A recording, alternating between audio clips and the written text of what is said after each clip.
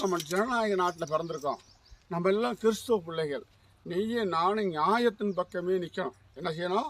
இந்த நாட்டில் நம்ம ஊழியத்தை செய்கிறவர் என்ன செஞ்சு வர்றோம்? தப்பான காரியத்தை செய்யாதீங்க, சாராயம் பீடி சேர்த்து குடிக்காதீங்க, தண்ணி அடிக்காதீங்க, குடும்பத்தை கெடுத்துறாதீங்க என்று நம்ம சபைகளில் சொல்லி நம்ம மக்களை பரலோக ராஜ்யத்திற்காக நேராக திருப்புறோம் இல்லையா?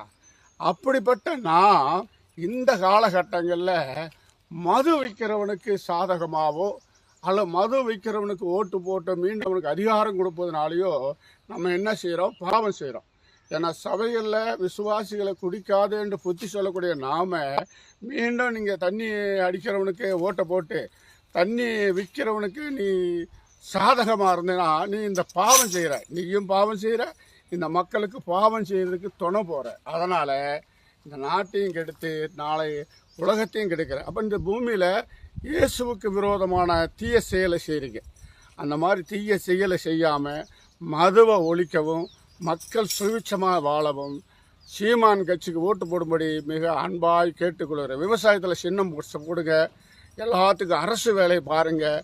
தீய பழக்க வழக்கம் ஒழிஞ்சிட்டாலே இந்த நாடு நல்லா இருக்கும். நீங்களும் ஆசீர்வாதமாக இருப்பீங்க. பரலோக ராஜ்யத்திற்கு நீங்கள் முதலிடத்தில் இருப்பீங்க. ஆண்டவர் உங்களை ஆசீர்வதிப்பாராக. ஆமென்.